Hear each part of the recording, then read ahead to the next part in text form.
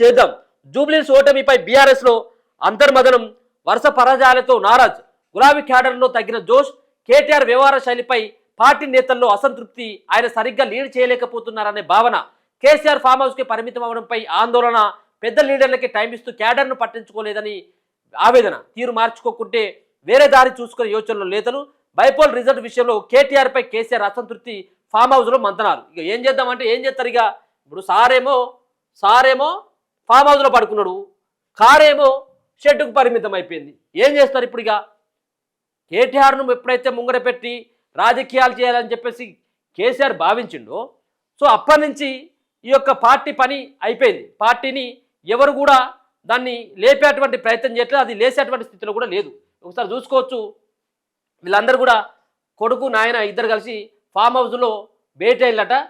జూబ్లీహిల్స్ ఉప ఎన్నికల ఫలితాలు నిరాశ మిగిల్చడంతో కేటీఆర్పై కేసీఆర్ అసంతృప్తి వ్యక్తం చేసినట్టు తెలిసింది.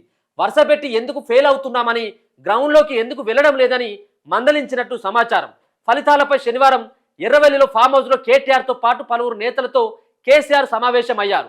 ఈ సందర్భంగా పార్టీ ఓటమికి కారణాలపై విశ్లేషించినట్టు తెలిసింది.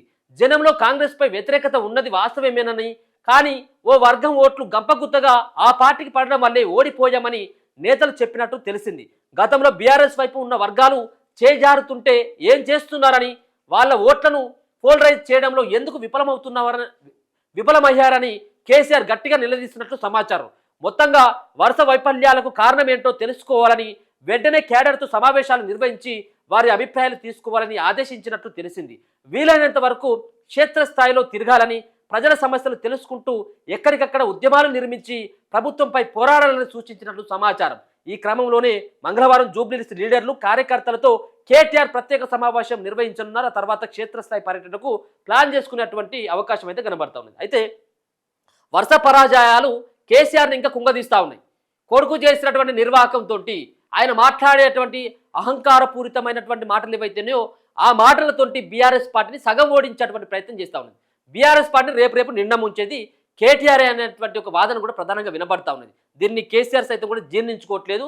ఫామ్ హౌస్లో ఉన్నటువంటి కేసీఆర్ సైతం కూడా ఇప్పుడు కొడుకు పైన ఎగిరెగిరి పడ్డాడట. నిన్న జూబ్లీహిల్స్ ఉప ఎన్నికల ఫలితాలు బీఆర్ఎస్ పార్టీకి మింగుడు పడడం లేదు.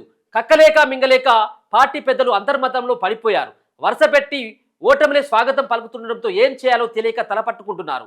అసెంబ్లీ ఎన్నికల్లో అధికారం కోల్పోవడం, ఆ తర్వాత జరిగిన పార్లమెంటు ఎన్నికల్లో ఒక్క సీటును గెలుచుకోకపోవడం, అనంతరం 2 ఉప ఎన్నికల్లోనూ సిట్టింగ్ స్థానాలను కోల్పోవడంతో గులాబీ క్యాడర్ నారాజ్ అవుతున్నది. కేటీఆర్ లీడర్షిప్ పైన, ఆయన వ్యవహార శైలి పైన కొందరు నేతలు తీవ్ర అసంతృప్తితో ఉన్నారన్న ప్రచారం సాగుతున్నది. కేటీఆర్ ముందుండి నడిపించిన సరైన వ్యూహాలు లేకపోవడం, సరిగ్గా లీడ్ చేయకపోవడం వల్లే పార్టీ ఇన్ని ఎన్నికల్లో ఓడిపోయిందనే భావనలో కొందరు లీడర్లు ఉన్నట్లు చెబుతున్నారు. అలాగే కేసీఆర్ ఫామ్ హౌస్ను వీడి బయటకు రాకపోతుండడం కూడా పార్టీ శ్రేణులను అయోమయానికి గురి చేస్తున్నది. ఇప్పుడు ఆ వరుస ఓటములు పెద్దసార్ను కలవరపెడుతున్నాయన్న చర్చ జరుగుతున్నది. ఇప్పుడు కేసీఆర్ పోయో ఫామ్ హౌస్ ఉన్నది. నువ్వు ఓడినా గెలిచినా ఉన్నా లేకపోయినా అసెంబ్లీ సమావేశాలైనా నువ్వు ఫామ్ హౌస్కే ఉండిపోవడం, ఇది ప్రజలు జీర్ణించుకోవట్లేదు. ఫస్ట్ ఇప్పుడు కేటీఆర్ను బదనం ఎంత అయితే చేయాలో పార్టీలో, కేసీఆర్ను కూడా ఆ విధమైనటువంటి బదనమే చేయాలి కదా. ఆ పార్టీకి అధ్యక్షుడు ఒక ప్రతిపక్ష నేత, ప్రధాన ప్రతిపక్ష నేత. అట్లాంటిది నువ్వు ప్రజాక్షేత్రంలో రాకుండా ఫామ్ హౌస్లో ఉంటే జనాలు నిన్ను ఎట్లా ఆశీర్వదించాలి? అంటే ఇప్పుడు కేసీఆర్ యొక్క ఉద్దేశం ఏంటిది అంటే, కేసీఆర్ ఇంకా కూడా నేను తప్పు చేసినటువంటి భావనతో లేడు, మీరే తప్పు చేస్తున్నారు అని చెప్పేసి జనాల మీదకి నెట్టేసేటువంటి ప్రయత్నం చేస్తాను.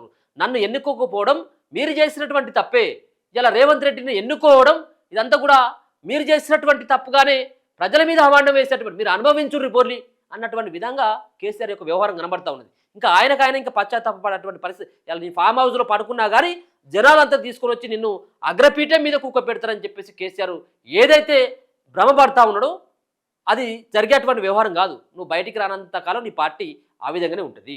లోపం ఎక్కడున్నది? ప్రభుత్వంపై ఎంతగా అటాక్ చేస్తున్నా పార్టీకి కలిసి రాకపోగా మరింత నష్టం జరుగుతున్నది.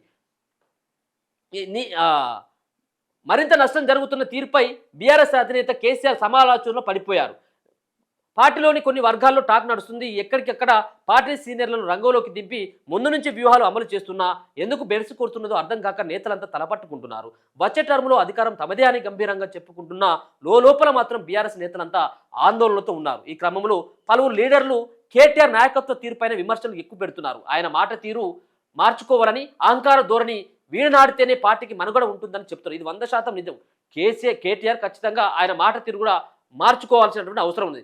అధికారం పోయినా కేటీఆర్కు అహంకారం తగ్గలేదంటూ ప్రతిపక్ష నేతలు చేస్తున్న విమర్శలే ఇందుకు ఉదాహరణ అంటూ విమర్శిస్తున్నారు. ఇలాంటి ఓటములు ఎదురైనప్పుడు అలా ఎందుకు జరిగిందో కేటీఆర్ అంతర్మదనం చేసుకోకుండా జనాలపైకి నెపం నెట్టడాన్ని సైతం కొందరు నేతలు తప్పుపడుతున్నారు.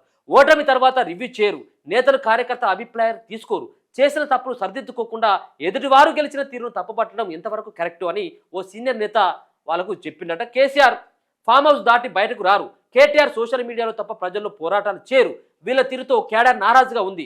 కవిత చెప్పినట్లుగా రామన్న గ్రౌండ్కు వస్తే తప్ప పరిస్థితులు మారవు అని ఆయన పేర్కొన్నారు. క్షేత్రస్థాయిలో ఇప్పటి వరకు పార్టీకి నష్టం జరిగిందని, మిగిలిన ఉన్న కేడర్ను పట్టించుకోకుంటే బీఆర్ఎస్ పార్టీ పతనమయ్యేటువంటి స్థితికి వస్తుందని చెప్పేసి కూడా చాలా మంది బీఆర్ఎస్ పార్టీ సంబంధించిన నేతలే సొంతంగా వాళ్ళు అభిప్రాయం వ్యక్తం చేస్తా ఉన్నారు.